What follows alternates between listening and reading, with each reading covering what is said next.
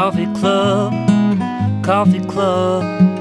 Grind your beans and grab your favorite mug. It's Ollie, Morgan, George, and Gus. It's them boys from Coffee Club. Boys from Coffee Club. Hello, everybody, and welcome back to the Coffee Club podcast. This is episode 130, and boy, have we got a special one today.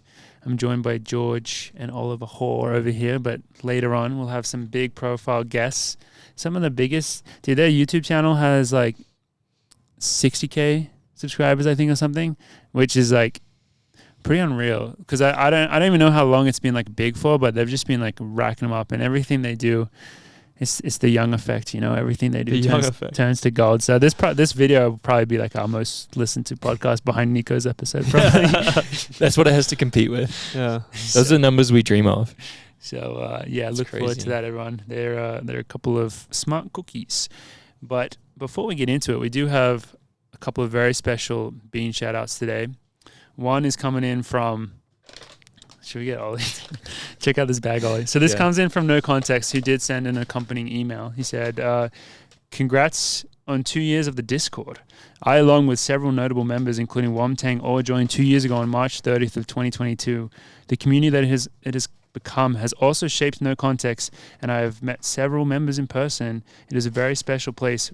We talk about pretty much everything on there and very legally watch races together. Very legally in asterisks. Cheers and enjoy the beans made especially for you by a local California company.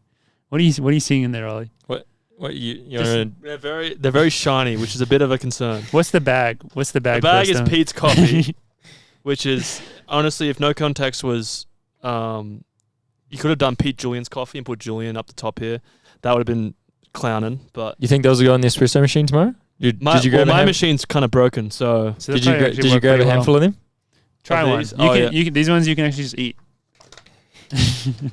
George and I were snacking on them before. Oh, the jelly beans.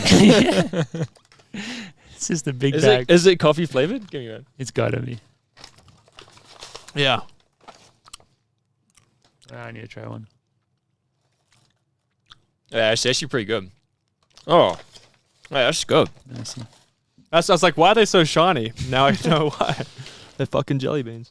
Well, No Context. Thank you very much. Yeah, we appreciate you and appreciate the love on the Discord. It's a lovely place. I actually was in there yesterday or 2 days ago because... You were in the Discord? I love how you say I was in there. That's what people say. Yeah, it's awesome. Hop in the Discord. Yeah. I was in there and I was telling everyone how sad I was because of a TV show that I just watched and that ended. And then, had some good friends down there. Shout out to Frojo. Console me. Really you should shout out the TV show too because you're going to... No. We don't want people getting onto it. Okay, it's called One Day. If you've seen it, you'll know. Yeah. But I don't want to spoil it. And the other beans come all the way from the UK. George? Yeah. We discovered...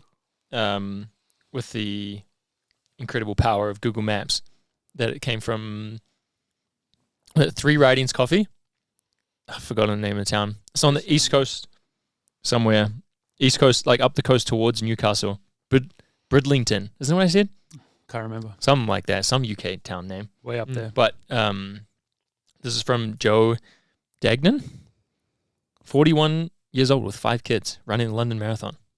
Hey. Best of luck. Yeah. Legend. Good luck, man. And actually, like a really cool card. Like, this is a cool looking bit of the UK. Mm-hmm. The card or? Well, we looked it up because I was like, and this is actually, I think, what it looks like, but then there's also a palm tree in it. Yeah. I was going to say a palm tree in the UK. Yeah, maybe not the palm tree, but there were like some cliffs, like some coastal cliffs. So like, it's like pretty coastal area. Okay, so it's not Brighton, is it? No, that's South Coast. Yeah, I gotta say. Okay, unconfirmed whether or not we this don't know. is actually the place, but it looks sweet.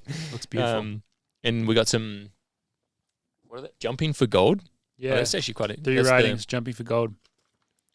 That's the name of the beans. Morg's already tried them. Yeah, Said they were quite good. They fueled my workout on, when was it? Sunday. And the workout was at 8 a.m., so it was especially important that I had the good caffeine boost. A good brew. And particularly with the issues that occurred from that workout later on. Should we talk about it?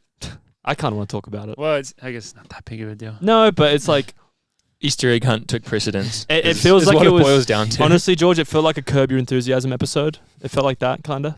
Was Dathan Larry? Dathan, we were Larry. Yeah, pretty much. Like the team, actually every professional running team like at the track was Larry. At this instance, and what we're talking about is we had to get up early at 8 a.m., which Morgan mentioned, because there was a Easter egg hunt, which I think started at like 10:15. 10 something at the track. But we were told by Dathan that we'd have to be off the track by 10. So if we went at 8, we'd have enough time to do the workout. But we got there, and then already this at like 8:45 already, like we're there, like no one's even there, but these people there are starting to like try to chuck us off, and then they're like, yeah, you guys can stay on for a bit. So we start the workout on there. We considered like just ditching and going somewhere else, but we're like, we'll be right. And then a different lady came in who was just like, she brought down the hammer, and it was she felt the power of reserving a public school track. But it was probably like 9:15, and the event didn't start. Well, what was annoying is she was like so meanly chucking us off and making a big deal about it, and no one was even using the track. And then so we had to hop off the track and finish our workout on the hill, finish our cool down. Still, no one is using the track. Yeah, like 45 minutes later, 45 minutes to an hour later, it's just making such a big deal. I was hanging around after the track, chatting to Dathan and Kelsey, and still no one was using the track. How do you have an Easter egg hunt on a track? It's not very good places. Where are you going to hide it? Well, it's for younger. It was for younger children. It was for children that are young, but also it's the US, George. You know, if it was in New Zealand, it'd probably be a bit them more under the blade of turf. That's so that's the difference here is, I grew up with Easter egg hunts. Here it's challenging. I think they take off the hunt part. It's just Easter eggs. Easter eggs. It's just free Easter eggs. Also, if you were there, it was all on the turf. It wasn't on the track. There was none on the track. So just like a pile. There was no reason to kick us off the track in the first place. And the funniest thing is that this lady, and it was me, Morgan, and Helen, doing like the workout. Helen was like jumping in for a few laps, jumping out. She goes off at Dathan saying, who's the coach of these 3 quote unquote sarcastically best in the world runners on my track? I want them off. And it was funny because Dathan was like standing there going, you have no idea who that lady is, but she's won the Boston and the New York Marathon. So technically your comment is correct. She is one of the best runners in the world. So that was a funny comment that I thought. He didn't say that though. Huh? I wish he had. I wish he had said it, but he didn't. He said it to me afterwards, and I was like, damn, you should have said that to her. Like, she would have been like, oh. Back. Exactly. Yeah. Like me and Morgan, whatever, Coffee Club pod, maybe you could say that. But Helen Abiri, royalty behind us, Yeah. Yeah. So that was our Sunday, but we still got a great workout in, and it was a beautiful day. So all is well that ends well, as they say. Yeah, we didn't cause any friction. We just got off, and maybe next time we'll cause a bit of friction. Mm-hmm. And should we check in just a quick March Madness update? Well, mostly I think the most exciting thing about this update is the fact that in our Coffee Club games pool right now, there are 12 people in the top 1%, 7 in the 99.9th percentile. So, as Ben Kerr posted on the Discord, looks like George is going to be hosting a party. It's not just going to be it's not going to be a one-on-one situation. 2-hour coffee date with currently 12 people. Yeah, that's so impressive. Why is our bracket? That's not a date. That's an orgy. Why is our group doing so good? Good job, everyone. Yeah, well done. I also like to point out, as soon as I said the 2 teams that were going to do good, I should have immediately gone to my bracket and made them lose. Because as soon as I said that last week, when I said the 2 teams I thought were going to win a couple of games, like the low seeds, I immediately like jinxed it so that they would lose. That's how it works. And then they lost, obviously. I think I'm in the 99%, whatever the hell it is. I don't think you're top 1%, but your bracket is top 10%. You're in the 90s. Top 10%. Sure. You're strong. Yeah. I'm in the top 50. Really? Yeah, I think I'm like... Well, the problem is for me, Wisco really fucked up my bracket. But really? Yeah. I should have trusted other people when they said they were overhyped, but... You're in... Don't get too carried away. 92nd percentile. 92nd percentile? Yeah, 90. I said 90. You said 99. Originally, you said 99. I don't know. 90. The 2 and the 9 looks the difference? same. The 2 kind of looks like a 9. So. Ollie is in second place in the OAC group behind Jason. Yeah. Jason Ross. Well, but what is he in the Coffee Club group? Well, I can't. I don't know how to tell what Ollie is, but because you got to you have to scroll down and. I'm not. No. In that group, I'm like so bad because I did random picks for that one. Yeah, I did random picks for that one. But isn't it your same draft? Your same bracket? No, I did a new bracket. Oh, you mean new bracket for it? Damn. Because I wanted to give the best chances I could to go on a date with George. So this was the bracket that you actually tried hard in. Yeah, it's funny. The one that I didn't try in, the one I didn't try in, I'm like, always how it doing well. works. And then the one that I really focus on trying to get my date with George, I fucking suck. So, yeah, it's tough. It's Maybe tough next out year. here. Maybe next year. I realized that a lot of things that I do in life, Morgan, I should just not try too hard because I usually destroy them. I should just like be a bit more carefree. It's very Zen Buddhist of Yeah, you. a bit more You actually do carefree. better. And I actually do better, except for my coffee machine, which is destroyed at the moment.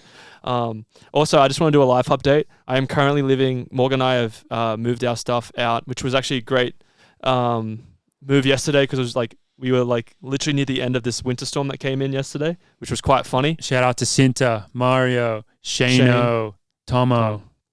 Moving crew. We could not have done it without them, particularly Shane and Tom, who literally did a lot of the stuff that was very difficult very quickly. Shout out to them, absolute legends. Also, very good chat just throughout the whole thing, making the experience a bit more enjoyable because moving does suck. It was 2 Australians, a Kiwi, an Irishman, an Italian lady, and a Spaniard. No Americans. It was just complete foreigner. Yeah. Most Republicans' worst nightmare is moving furniture in and out of a place. But it was pretty fun. But then we moved all the stuff in. It was surprising because Morgs, when we got there, I have to admit, I didn't think we were going to get everything in. I thought the space was maybe going to be a bit too small, but we were able to get it all in and push it in. I'm currently living at the house with a mattress, a box of clothes, 3 seats. I ate ramen on top of the stove last night watching QI, so that was a fun time. Sounds ideal. But it is crazy because I feel like a divorced dad going through a divorce. How's it feel? Honestly, it doesn't feel too bad because then I got to practice and Just back to normal. Yeah, I got custody of the kids though. I got Gus. True. Yeah, For now. But Big news this week, though. Yeah. This is only lasting for a couple of days because the boys We're off to down under. under. We're off Going to back down under. Down under. Yeah. So we're very excited to head back to Australia. And I think, have you ever been to Adelaide before? I have. I went to Adelaide for one track meet when I was in a teenage, like with the group thing with Trinity, and then I also went to cross country in Adelaide too. Which is That was the really muddy one where that's the same one that I did. Yeah. Yeah, I remember because my dad is in love with Morgan. I don't know if I've spoken about this in the pod. Shout out, Dad. He's in love with Morgan, and I remember like it was my first time medaling at an Australian Championships. A big deal for me, and my dad was super excited. But then one of Morgan's, I think, craziest races when I was young was watching him. He was underage and he won this race, and it was a crazy muddy hilly course in Adelaide. And my dad was like probably a little bit more excited about Morgan's race than mine because he's like, oh, you have no idea how impressive that is. It's so cool. Don't say that. And like he did say that because I was in the car, and we're like very excited about my race also. But he's like, he was always a big fan of Morgan's from the sidelines. Obviously, like a lot of respect for him, and we were all very excited for Morgan's race. But we had good memories down there. Yeah, I think that's the only time I've been there. So we're going there like 2 weeks before the race, which I've never actually really done that for. I guess you do that for world champs, like just the biggest races, but like for national champs, you don't really get to do that. So we're going to be locked in training camp. Very excited. Give us a shout if you're down at Adelaide, if you got any coffee wrecks or anything like that. Yeah. 2 weeks, there's going to be a lot of coffee consumed. Living it up down there. So we're hyped to do that. And then we'll be back to, unfortunately, recording the podcast intercontinental, but we'll find a way. But we're very excited for that trip. I'll just come sit down here on my own with Gus. I'll bring Gus down.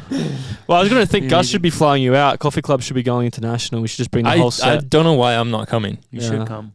I mean, you could have raced. I think I would be allowed to. Yeah, I forgot. Because you're a Kiwi. You could have raced. Anyone can race. You could have because you're a human. Because you're a human, you can race. Oh yeah, true. Because you're a human. It's just they discriminate against animals, maybe. So we could probably enter Gus in something. I remember mentioning this situation to Joe, like about us entering in the USA Championships, and he got really upset about it because he's like, it's so stupid. It's the USA Championships, not the World Championships. I was like, yeah, I know, but like, I guess in Australia we just don't care. Yeah, it's different, huh? It's just different setting. But yeah, we're hyped for that. And then that's kind of like that's been our big focus of the winter. It's all been essentially leading up to this one. George has just kind of been working back into things. How's life chipping away for you training wise, I guess? Like, just going to hold down the fort here for the next couple of weeks. Just back to strength work. Just training on your own. Doing 30 laps on the track by Everyone yourself. has been on very random schedules last few weeks. It's been weird. Yeah, it's been whack. After Worlds and then the 10 immediately following that, and then like everyone was like, even if you run a 10K, everyone's like needs a couple of days chilling. Like now everyone's building back up, so everyone's been on Very random schedule. It's funny how like it happens every year, but it always surprises you. Like because we go through the whole fall of everyone being on the same like exact same schedule, and then it always happens like once the track gets going that everyone just gets split up and you just turn off the practice and you're like, where is everyone? And it's just so weird every time. No, definitely. I mean, and the one nice thing about today in particular, I thought that was like 90% of the team, except for a few others, like were at the gym today, which was nice because like we hadn't really all been together because everything's been doing separate. People doing long runs, people doing workouts, people doing cross training. So that was a really nice thing. It was good. It was good. So yeah, very hyped for Aussie land. And so, do you guys want to talk about Nico Young at all, signing NIL? I mean, the only thing that I have to say is it's like we just talking about NILs in general. Very late because he only has eligibility for cross. If might be wrong. Outdoors. For that. Well, no, he got outdoors this year and cross next year, right? Really? He doesn't have any track left? And he did say this will be his final stint with NAU, but it won't be his final stint with Michael Smith. I tell you that right now. But signing an NIL deal this late is just interesting. Well, there's no way it's not like just leading into a project. Yeah, right? It's probably like this is an NIL deal for this year. Next year, this is your professional contract. I don't see him signing with anybody else. I think Adidas would hold on to him, squeeze him tight. Yeah. I hope the Spindrift and the cheese and ham, is it cheese or cheese and meats, whatever it is. I heard that's part of the deal. I heard that. Oh, really? Yeah, I think he gets delivery once a month, 10 pounds ham, 10 pounds cheese. 10 pounds Spindrift. Yeah. Dude, we should just sign him to OAC and then he can be my new roommate and just feed me. Ham and cheese? Yeah, just ham and cheese and Spindrift. That's all I need. You could live pretty well. Ham, cheese, Spindrift. It's not much running gear. Carbs, right? Well, if you can get a bread sponsorship as well. He would need a bread. Or just Morton or something like that. Just Morton. What'd you have for dinner? What did you have for dinner? Morton, ham and cheese. And Spindrift. You're mixing Spindrift and Morton. I have the Morton ham and cheese. It pairs well with this beautiful raspberry lime Spindrift. That's the diet. We have, you'll hear in the upcoming segment, he's very focused on his nutrition. So yeah. The funny thing is that diet is probably not that far from some pro runners' diets. Oh yeah, 100%. Like we all have a lot of Morton, a lot of Spindrift, and then like some of us have a decent amount of ham and cheese. So. I feel like majority of the team has like, I'm not saying we all have the same diets because we don't. Obviously, looking at me, but like we all have similar things that we like. Sparkling water number 1, coffee number 2. I don't know if we could say we like Morton, but we do drink a lot of Morton all the same.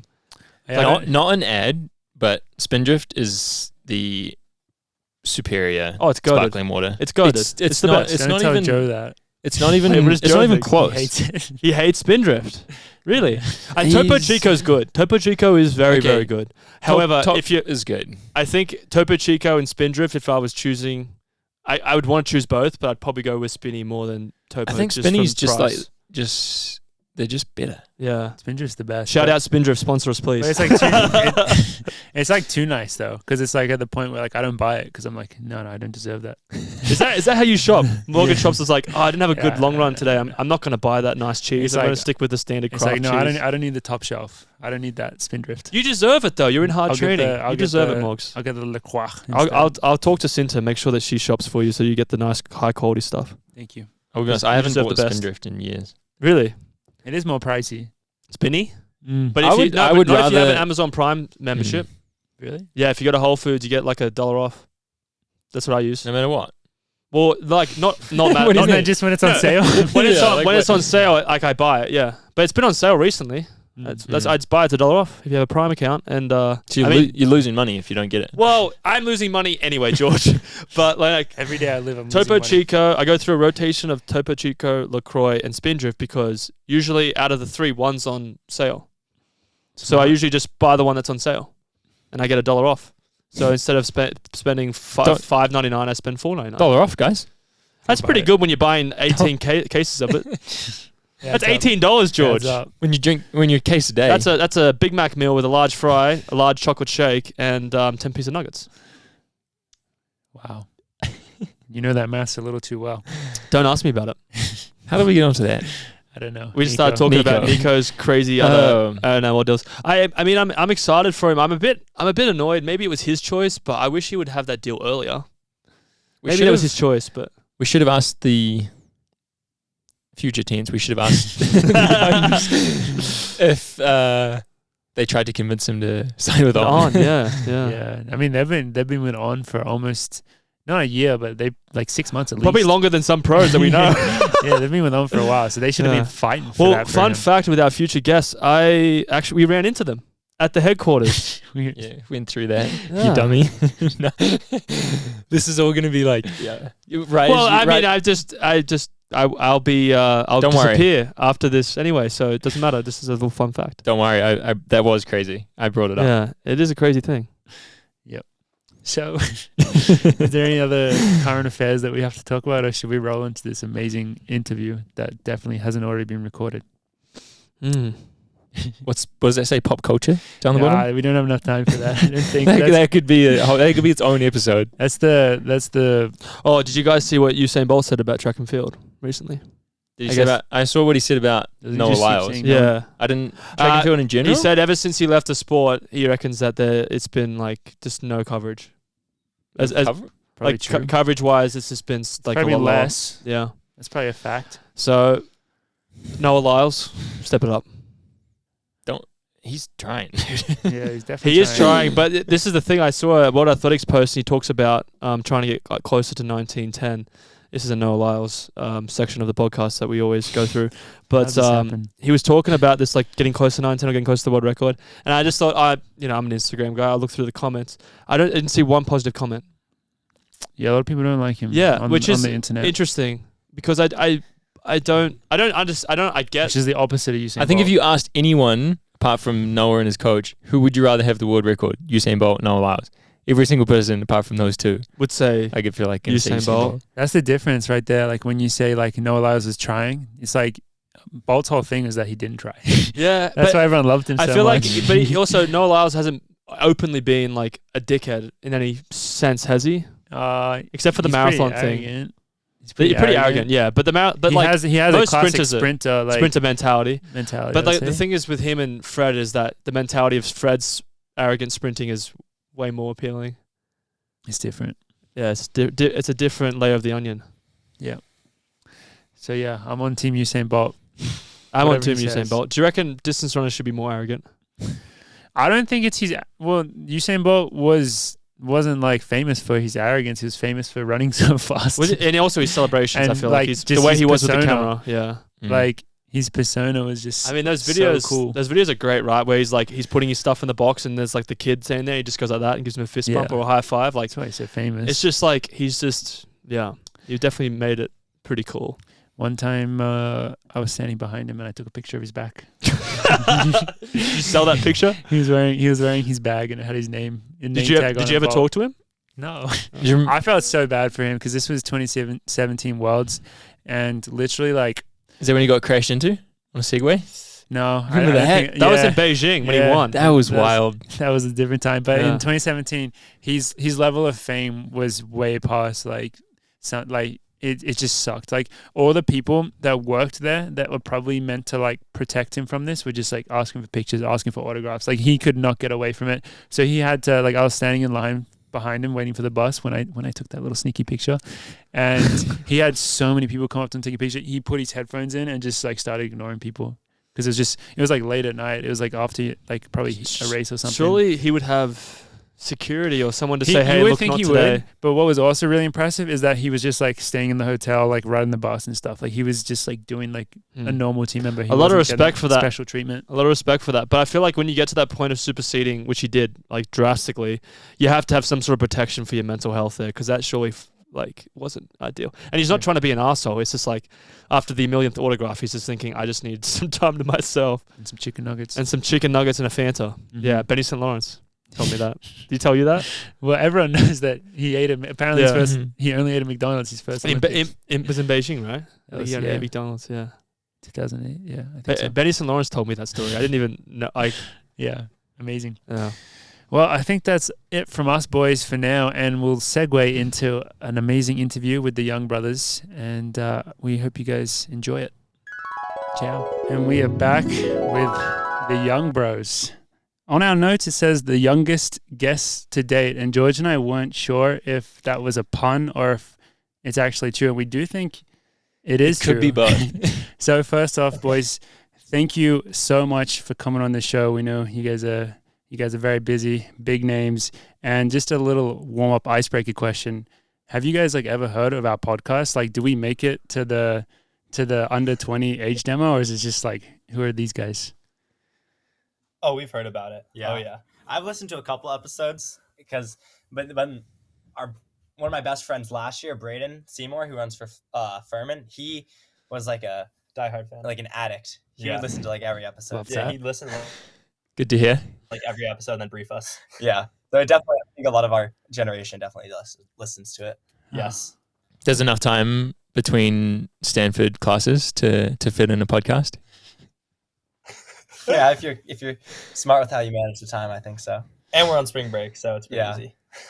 Amazing. So I guess we'll just roll into like some of those obvious questions and just see where it takes us, because we've got some fun ones coming later. But we are technically, well, I guess I don't know if technically is the right word, but kind of teammates. I mean, you guys, it was massive news when you guys signed the NIL with On. Can you just like explain like kind of how the NILs work, and like how's it being on a team like Stanford, where it's just like, how many kids on your team have NILs? It must just be crazy at a school like that.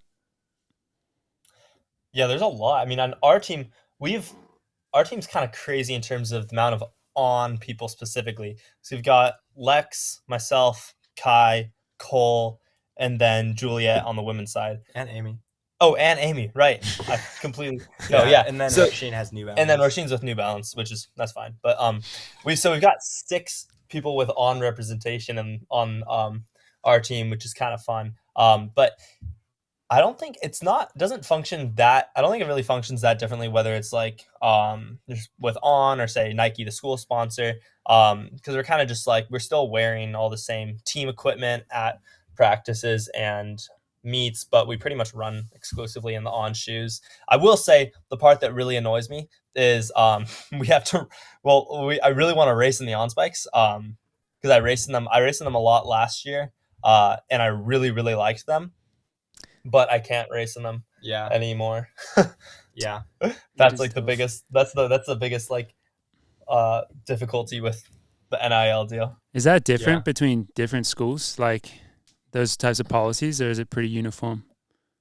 I think it's pretty uniform. It's just like, because like we're just required to wear the school sponsor and competition. Yeah, and I don't necessarily know like what would happen, but it's the kind of thing that we don't really want to put to the test, because I don't know if it would probably end up being like the coaches who'd probably get in trouble for it, not even the athletes. So it's just safer to just keep with the school sponsor and then wear On in non-school sponsored activities, which is fine. It's Like right now. Yeah. Got a cool little exactly. Oh, yeah. I don't even have that Yeah, shirt. you got the new stuff. What? Well, I just picked it up on the package center today. Yeah. I don't want to out her, but there must be slight discrepancies because Maya won NCAA's wearing Ons. Yeah, I don't know how. Maybe she said. Don't want to get her cancelled by saying that, but it must be pretty obvious because she's winning NCAA. So Yeah. Now Harvard's about to get destroyed by Yeah. Thanks, It George. probably depends on how much the school sponsor is paying attention to it. Like Yeah, that's true. that's what I'm saying. Like I don't know if it would be like say Nike that would get mad, or if it would be like the administration at Stanford that would get mad. It's like Yeah, it's definitely it depends, because I don't think like I know like Nico's told us about like Adidas in his school, and I think like Adidas plays a pretty active role with NAU, but like Nike doesn't play that active of a role with our team, at least. Like we've never seen like any Nike reps at the practices looking, or like really there's really just not that much going on in general. That makes sense. It is. So the 6 like on NIL people, do you have is that like a mini clique? You got like a Yes, group chat or something? I well, it is kind of fun, like how there's our own little group. Like I know this evening we're probably gonna go to the beach and we're gonna shoot some content for some stuff that's you guys probably know about what we got to shoot for, but we're gonna shoot some stuff, and it's gonna be like me, Leo, and Cole shooting reels on the beach. I'd say there would be a little click if it Beautiful. wasn't that like there's enough like of the friends and family like stipend that like we can pretty much hook up our teammates with whatever they want. Your Yeah. teammates must be loving you then. Yeah, like this jacket, the switchback, is it right? Yeah, Yeah, I think we have like 9 or something guys on the team Like, if wearing you- them. Like at any given day in the dining hall, there's like at least like 4 guys wearing this jacket. Or if you went to like a team practice on a cold day, like it seems like everyone's wearing one. Well, Sounds like you guys are doing great things for the brand. I was going to say, if someone from Nike is listening to this, they're going to be pissed. They're like, man, on has infiltrated the Stanford track team. But we keep love it to up, hear that. guys. Yeah, keep it going. Speaking a little bit about shooting content, and I mean, just from afar, you guys have been so amazing in building your personal brand. And I mean, I think like, because you guys massive names since you were so young in high school, and especially if you're an American, you're in high school, you're as good as you guys were. You have the legacy, like it makes sense. But you guys have been the two that I've seen have just like been so professional in the way that you've gone about it. I think I don't even know how I saw this. I think, because I follow him on Instagram, but one of your videographers, he posted like the shooting brief for a video for you guys, and it was like so professionally done. I don't know if you know what I'm talking about.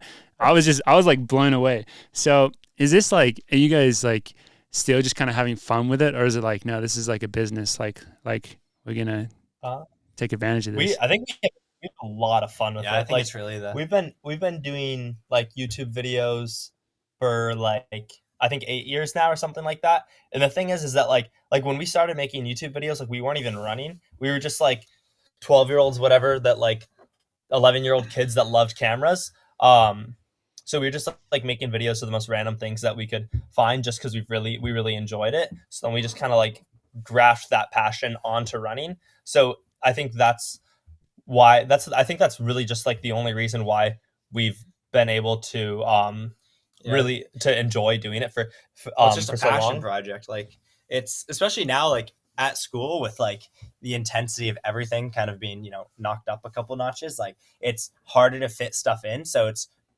less like now it's kind of nice in a way, because now it's like we can't make as many videos, but the videos that we do make, we can put more into each. So it's more like just like bigger but like wider spaced projects, as opposed to just like weekly videos, which is really fun because it allows us to kind of like enjoy each one a little bit more, because it really is like we just have so much fun filming it, and it's so fun to like like just the gear and like changing equipment and like getting different lenses and like trying out different ways of shooting, and like even like the editing, like it's so fun. It's a passion project. But really. like specifically in response to what you were saying about like the super detailed planning for the videos and stuff, like that is not a regular occasion. I think in that case specifically, it was mostly just because we were handing off the camera for the bulk of the project, and that's something that we really rarely do.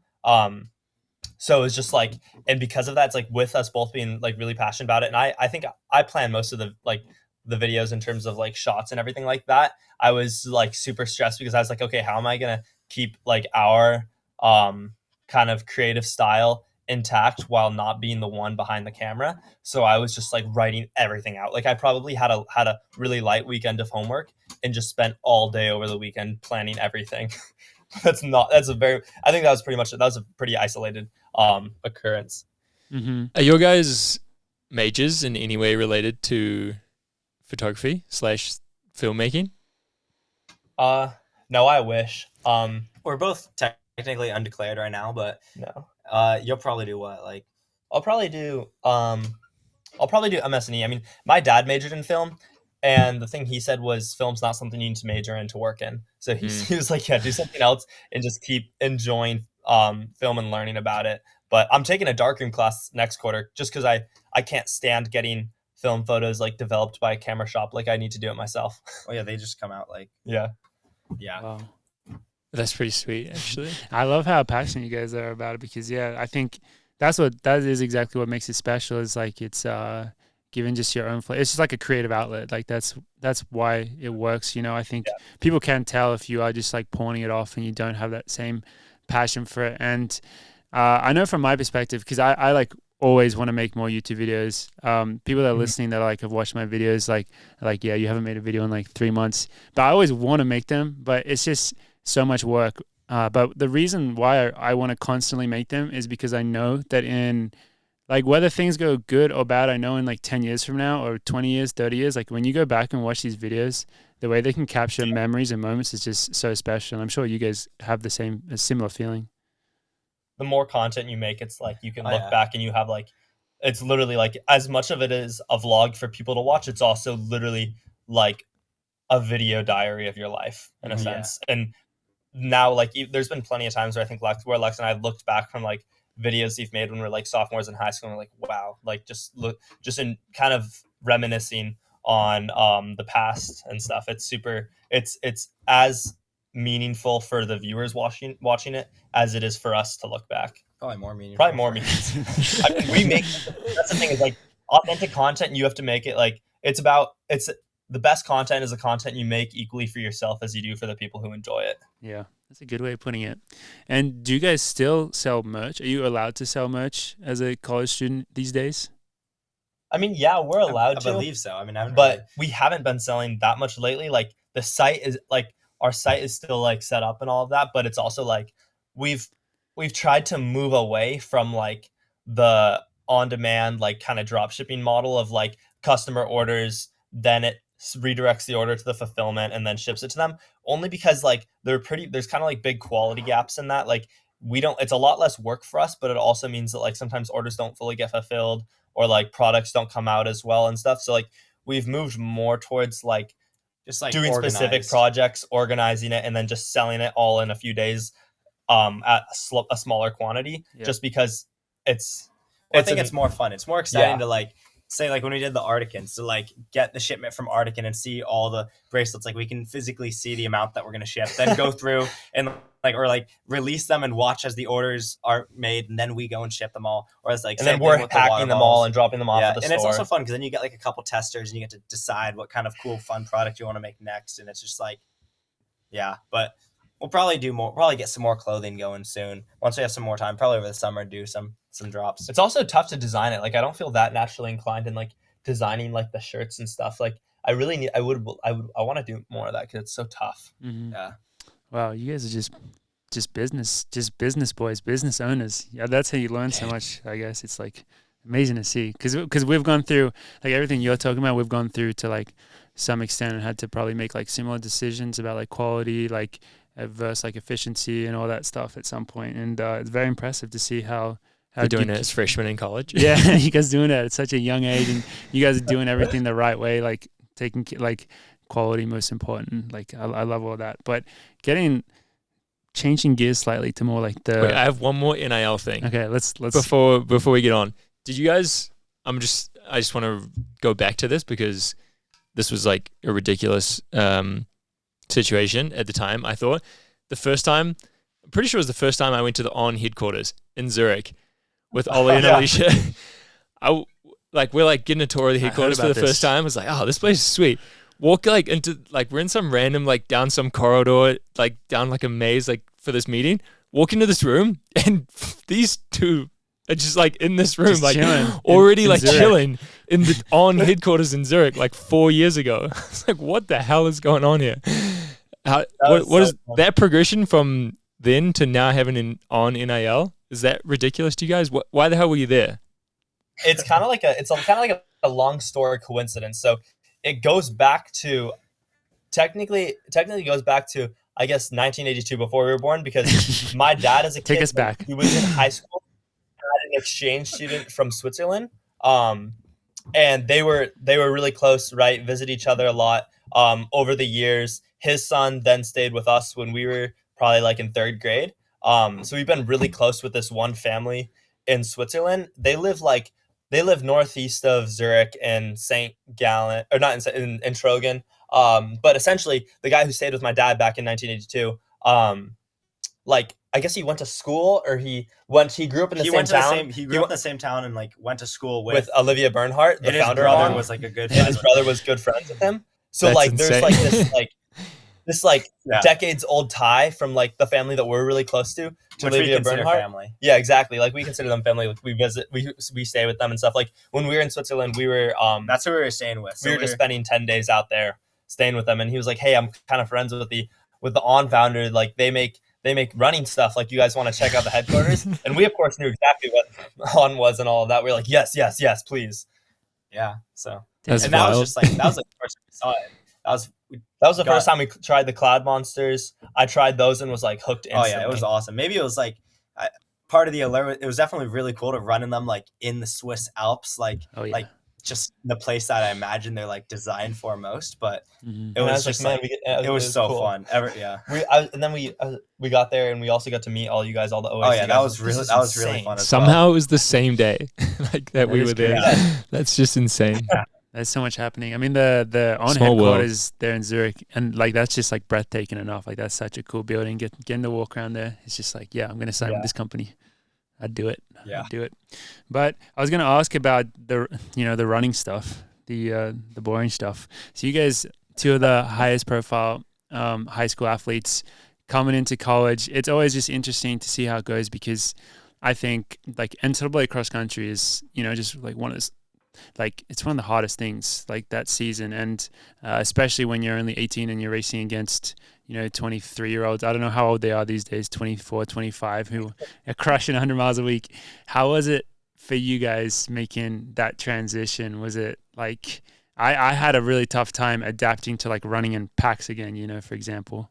Yeah, no, I definitely would agree with that. I think going from trying to run in the front, always like just like in the front pack leading the race, to like kind of being able to like say like going out in a race in like 2:35 or something for the first K, and then like being in like 80th, like it's scary. Like it's definitely a lot more intense. Bro, NCAA's was that's what I'm talking about. 2:31. Yeah, exactly. K. Like going out that fast and not even being like in the front pack, like just being in like this massive horde of people, like it's definitely a lot more intense and a lot scarier than it is in high school, because that you don't just have 4 more kilometers, but you have 9 more kilometers, like it's, so I think, and then I also like, so I mean, it's scary, but it's also really fun, like it's exciting to be able to like, if you feel good in the last 2 kilometers of a race, like really start picking it up and not just pass like 2 people, but pass like 40 people,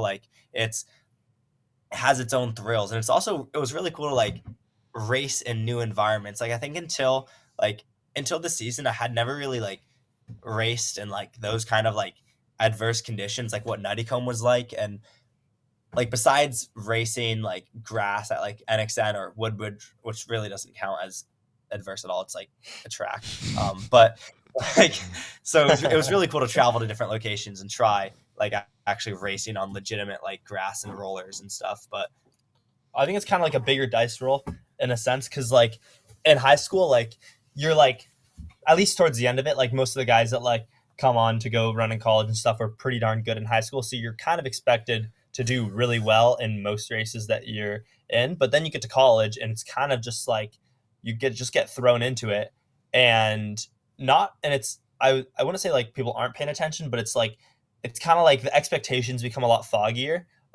So like there's like a pressure to do really well, but then at the same time, like it's like you don't really know what to expect, so you're not really sure what to be satisfied with or dissatisfied with. So like you get into a race, and if it starts to get really difficult, or if you're having a really bad day, sometimes it's more difficult I feel like to turn it around, because you're just like, you're not really sure like what to expect. You don't know if you're like, at the same time, it's like, it's not just that you're not expected to do as well, but you're also not quite as sure what you're capable of in the context. Mm-hmm.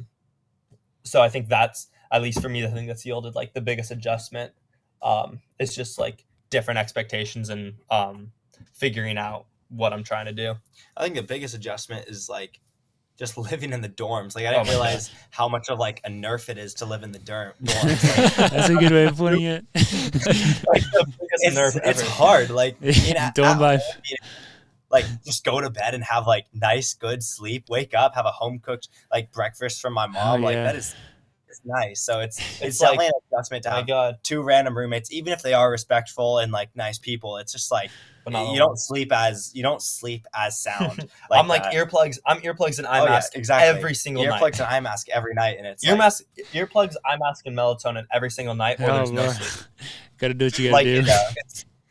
It's kind of like it's trenches for now. But yeah, but it's like next year we'll be chilling. But right now it's just like, oh come on, I just want to go to bed. Like turn the light off. Yeah. Surely Stanford's got some pretty good food, dining hall food.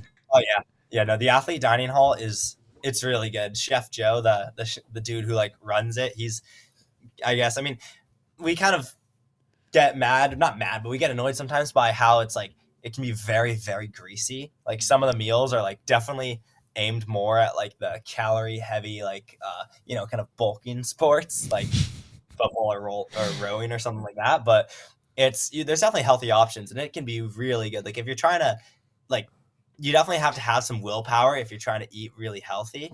But no, it's great. If you're on like a down week and you want to indulge a little bit, it's really nice. No, in general, it's great. Yeah, like in general, we're very lucky. I've gone to the regular dining halls a few times, which I think definitely aren't impressive.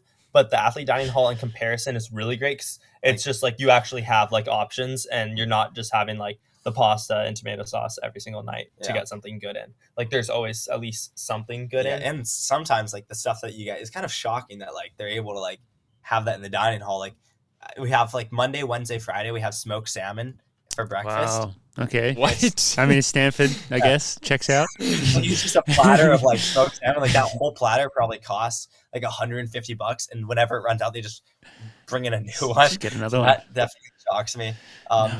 We've had in preseason for like the 2 weeks before class started, they had seared scallops one night, which was really good. This is hilarious. Okay, those are like the highlights. Those are like the highs. Once. That happened once. Man, other kids from other schools. Yeah, are I'm gonna be letting you guys dig yourself a hole Yeah, here. kids are gonna be like, man, fuck literally, these I'm Stanford kids. They what got it is this guy so saying? good. Talking about getting nerfed by the dorms while they're eating smoked salmon and seared scallops. Well, it is Tough life at Stanford.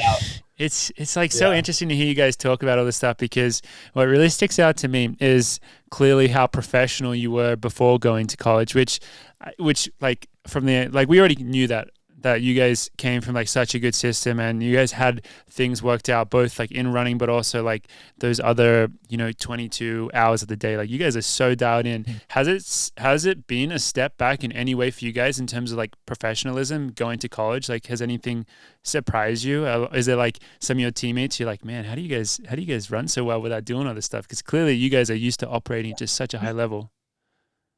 I think like that's an interesting question. I think to an extent, I think definitely mostly, and I think the only category I would put that in is just sleep, because it's just like as a lot of it's just like, man, I feel like we could all be getting more sleep. But I think just in college in general, that's like the thing that suffers the most is not being able to get enough sleep and quality of sleep in general.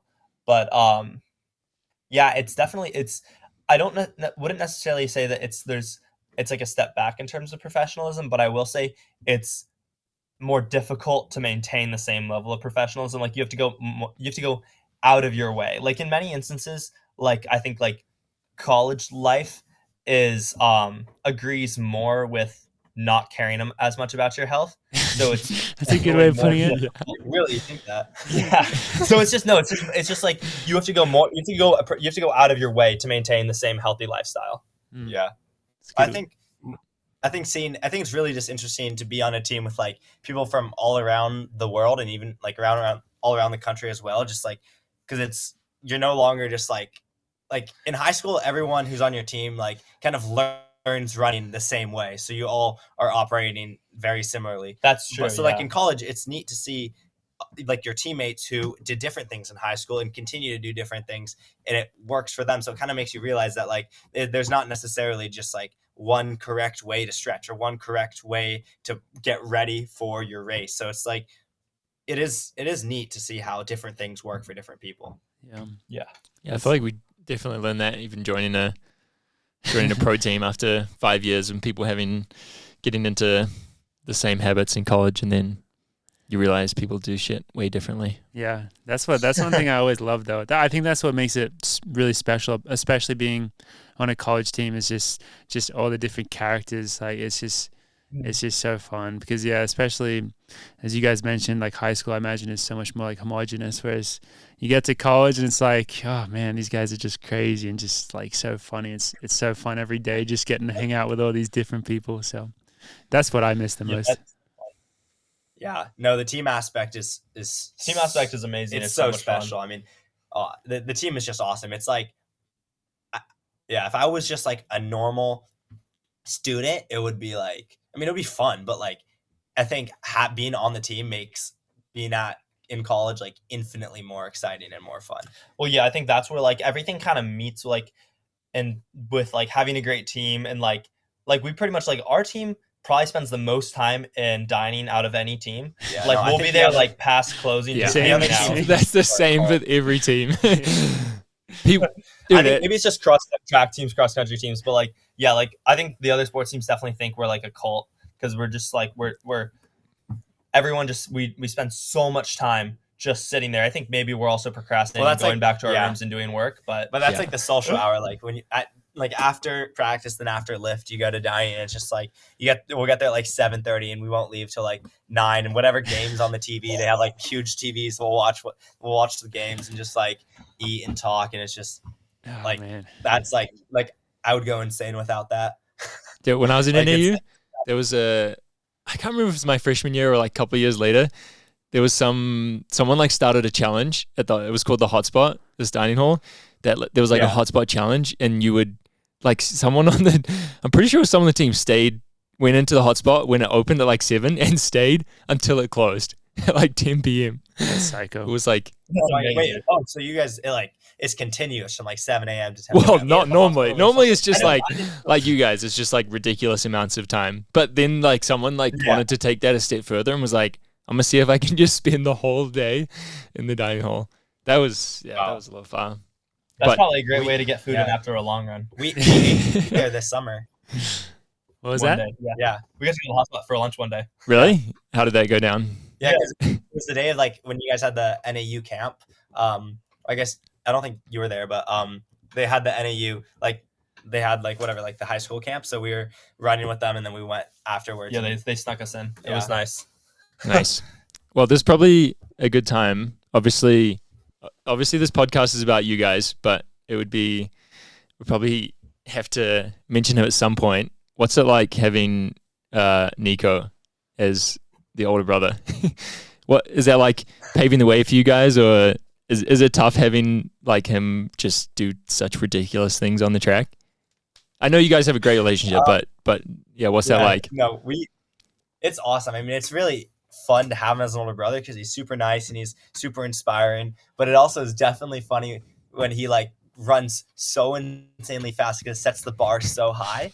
But it's also like coming from the same gene pool. Like I feel like it's not like I feel like I could do what he does, but it's just like oh man, so now I got to run like 26:50 if I want to be like as fast as him. But It's I getting guess ridiculous. That's the same thing I thought when I was in high school. Like I remember being a freshman in high school during COVID, and I was just like trying to like stay fit and do workouts, and I'd be like I was like training for the mile, and my pace I was training for was for a 4:20 mile. No, I like remember running that. like 64s, 65s, and then Nico is training for a 5K, but he's training the same exact pace as us, and that just blew my mind. We'd all be on the track, and Lex and I Yeah. would be doing 400s and 65s, like dying, and then Nico's doing his like 3 times 2 mile running 65s, and we were just like, what? Yeah. Like, how is that possible? Like, it was kind of funny, the Yeah. intersection of like the short race and the long race, but the same exact pace. Just he's Yeah. just toughing it out. It definitely just paves the way. But then we got to our senior year, and we were doing what he was doing, so it's like it's kind of scary in that sense, where it's like, man, am I really going to be able to do that, or is that what I'm going to have to do? But it's like also exciting and fun, and he's definitely like super good about like giving us tips and helping us along the way. Yeah, he's not running quick races, and then we're like, oh, Nico, what'd you do or like what's the best thing that's helped you? He's like, I'm not telling you. No, that's not the case at all. He What are his biggest tips? definitely he's super focused on like Nutrition. his nutrition he's and a his like nutrition and his major, and so- running economy, I'd say. Yeah, like mechanics. Smart. Like he's super big on his mechanics. Yeah. And like dialing that in, like he'll talk about them constantly. Like we'll go for a run with him on the summer. He's like, how do my mechanics look right now? I'm like, I don't know, you look fine. Like, I don't know what to say. He's fanatical about it, but obviously it's working. He's really he's very diligent. I love that. Very, very. Should we welcome our our latecomer. Ollie, welcome to the podcast. Oh, what the hell's going on here? How we going? I've been here the whole time. What are you talking about? Sorry for my reaction. Ollie, we're gonna make fun of him because he's late and he was at a hair appointment, but it's changed. Yeah. We thought it was gonna look the same. Yeah. After being there for 4 hours, but it actually looks completely different. So did I. Yeah. Do you want to take us through what happened? I kind of showed my hairdresser a photo of Grimace, and I thought, let's rock that. Who's that? Grimace is McDonald's mascot. That's purple. Yeah. No, it's supposed to go dark gray after a week. So What do you It's mean? going to change like shape? It is already dark gray. Oh, is it blue? it's like purple. Yeah. Well, it will look like this for a few days, and then it'll go like dark gray. Boys, what do you think of his hair? I don't know how Can well you guys can tell? see it. You probably I can't can't see it. it all that well, Yeah. but It was light gray this morning. Like it was silver this morning, and now he's walked in and it's like blue, bluey black. I'm just trying to be a fantasy character, boys. But how you guys doing? Sorry for being late. I had an appointment booked at 12:45, and it is currently 4:45. So obviously, 4:45. quarter to 5. Yeah, I was just 4:45. Yeah, same thing. yeah, same thing. Not great, but we're here. Did you ask them if they're related to Nico Young? We were just getting to that. What's crazy is that they are. They in are fact. related to. I wasn't sure. There is a similar appearance here, but I wasn't sure if they were related to Nico Young or not. I didn't know if we did our research there, or if Gus was looking into the notes, but I was just making sure we could double check. We were just getting there's been a little bit of talk of the gene pool and some of the tips from Nico, the man himself. So we've been enlightened today. One question that we did want to ask, which I don't know if this is like a sensitive area for you guys at all, but are we allowed to talk about Sean Brosnan? Oh yeah, we love Sean. So do you guys see all the memes about him? which ones? Like lately? Like just on so I follow No Context, obviously, big friend, friends with No Context, and he's just everywhere. So He's from the always snapping outside, photos of him just at random places. Just you see Sean in the background. Like there'll be a photo where it's like there's like an athlete finishing the race, and then they're like in the corner. You just see Sean with his slick up hair, like in the corner of the shot. is that hilarious for you guys? Because you guys probably know him so well to see this memification, or do you guys think it's actually a little bit like he's like a little bit harshly done by? It's unfair at times. I think it's funny, and I think it's funny, and I think he probably likes it. We've known him long enough that like we've seen him like reacting to this stuff, and like we've seen him. It's kind of funny because like he's gone from like getting like really charged about it. Like when No Context was like first a thing, like he was getting like really mad because he's like what is this? What is this meme that they're posting about? I mean, it was so funny. But like now he's chill with it. No, it's like he kind of laughs when at we it first too. were for like freshmen, like he hated all media. Like he did not want anything like any coverage of the team, and like was not like a big fan of that. And then it's like by the time like we were seniors, he like was all for the media, and like he definitely loves he definitely loves media and like the stories, and like He was posting his own YouTube videos, wasn't he? Yeah, he was making a couple YouTube videos at UCLA, but that did not go that well. But I mean, the videos were great. But yeah. So, what's your guys' relationship with him now? Like, if you see him at a meet or something, is it just like catching up as friends or whatever?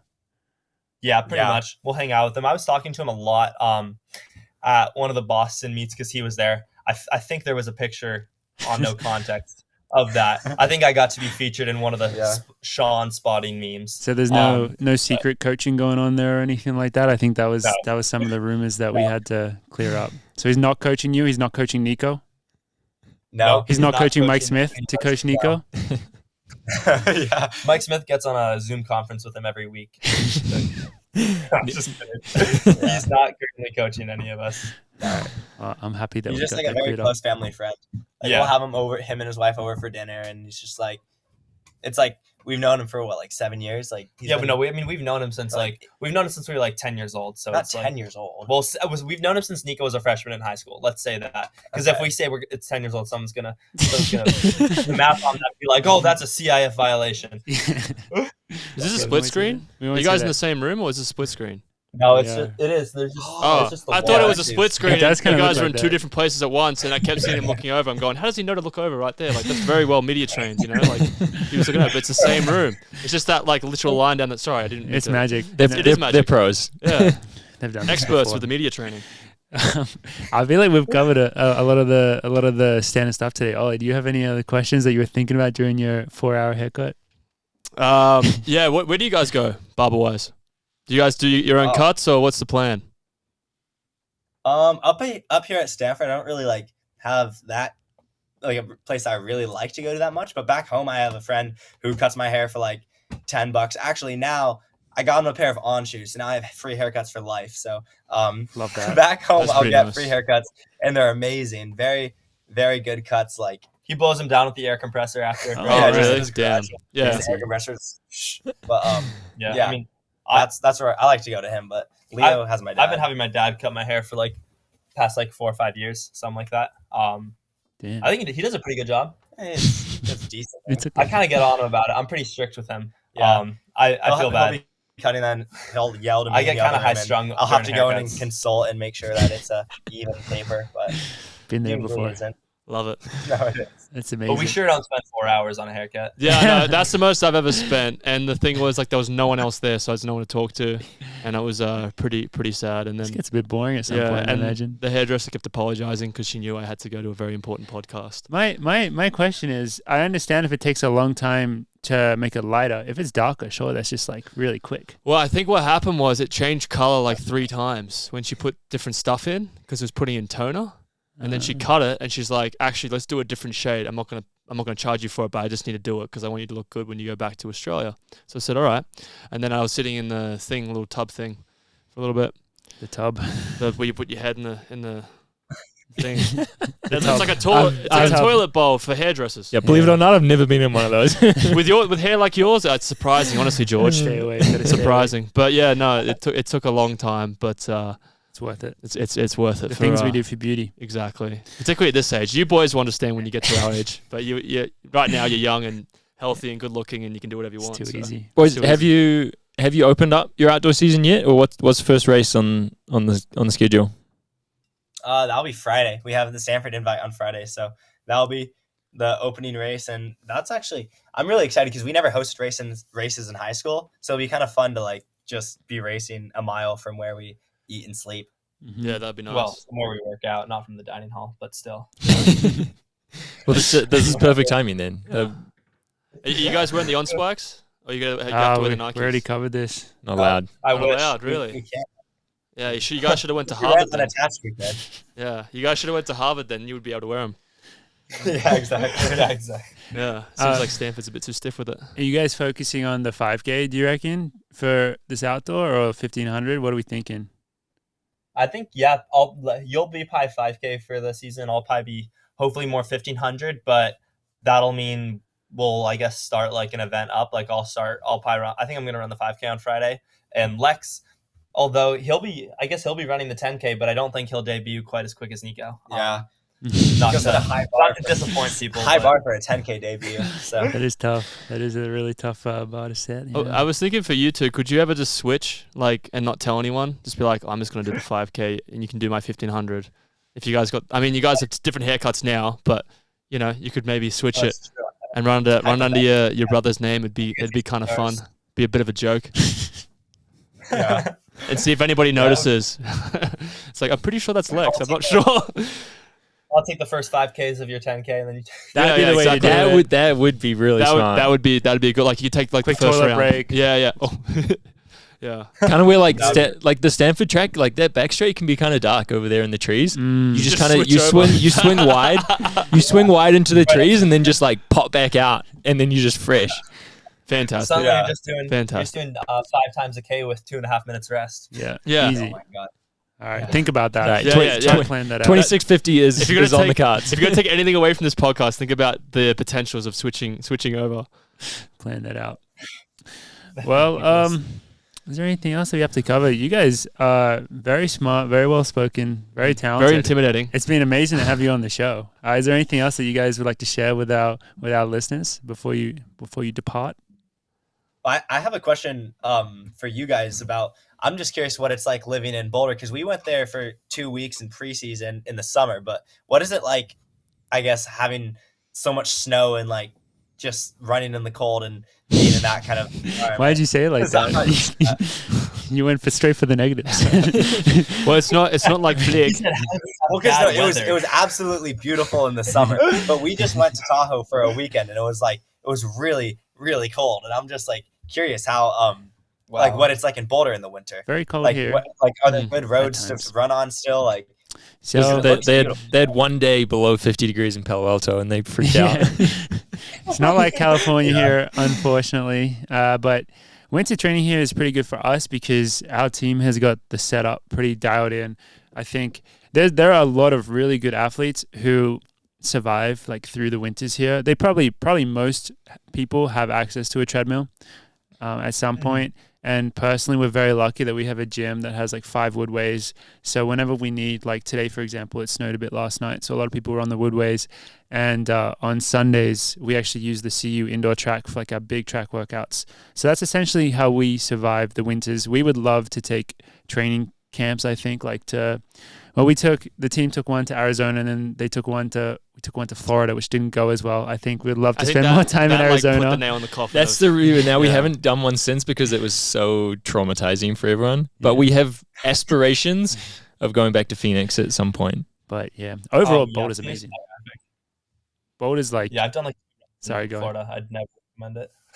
Yeah, it's not. I mean, like particularly in the area that we were at, it just wasn't like ideal. But like here, the nice thing about here, like because Morgan and I went to Wisconsin, so like we went through actual winter. Yeah. And coming to Colorado, it's sunnier. It's a bit more pleasant outside, and it actually melts decently quickly. So this winter hasn't been too bad, right? We've only had a couple. It's been a really good winter. We've had a couple of bad days, and like Morgan said, we have the setup. So if it does get to that point where we can't run outside, we can. I mean, it's not Palo Alto with seared scallops and smoked salmon, but that's what they've been eating in Palo Alto. But we get by. Yeah. Yeah, they got it tough out there. Jesus. Yeah. That's tough. Very doable. But yeah, the sun is a big thing. So having the sun out, I think it's like nice. 300 days of sun or something. It's like one of the sunniest states in the US. So that's how we survive. I was just curious. When we went in the summer, it was beautiful, and it was my first time ever going to Boulder. So I was just like wondering what it was like in the winter, because it just like I really liked it there. It seems like a really, really nice place. Yeah. I have a question too. Who's in charge of designing the set that you guys got going? Because I think it's pretty sick. I really like it. Well, George is the main set designer. I'd say George design. He's got the plants out, and then I grow the plants. The couch that's is my mine. big responsibility. Yeah, the plants, and then the posters were done not by us, but the chair that Morgan sits in is his. This is my couch. So it's a bit of everything. It's a bit of all of us. In terms of like physical design, it made more. I would say it's one of those things where rather than more intentional design, it kind of formed. Yeah, it just formed up. It just made sense. It just came to us, like in a dream almost. In a dream. And the green from the back, like that's like our green. So we were going to include that, and then we would luckily have all these beautiful posters around, which are from different memories from across the years from our designer Jack, who does a great job. And they were left over from the coffee club gala. Yeah. So we repurposed them into the set. Made sure they had a home. Yeah. So I like it. Just happened, cool. Over time. It's very cozy down here. It is nice. Yeah, when you guys come to Boulder next, let us know, and you can come see it in person. We can do a little live show. Awesome. That's the best. Yeah. But legit. But any other questions for us? I'll have to think of some for the summer for Boulder. You guys. Good idea. Perfect. Well, that was a wonderful time. Yeah, thank you guys so much for joining us and giving us your time. We really appreciate it. We know our listeners will absolutely love this. So we wish you guys the best of luck with your season openers and the rest of the outdoor season. Hopefully we'll get to see you out there somewhere on a track running. And thanks. We'll see you guys soon. Yes. Terrific. Well, thank you guys, and good luck as well. Thank you for having us. Cheers, boys. See you, boys. See you. And that's been it from us, episode 130 in the books. A very cool, fun one, interesting one. We were a little bit afraid of going into the Young interview before. Well, I don't know if afraid's the right word, but it's just the age gap. I mean, they were so good, I literally left my seat. They were that good. Yeah, but they shone through brightly. So like a diamond. Yeah, like a diamond. So thank you once again, everyone, for listening. Episode 130. Next time we speak to you, Ollie and I will be down under. Look forward to that. And yeah, we'll see you all next time. Bye-bye. Bye.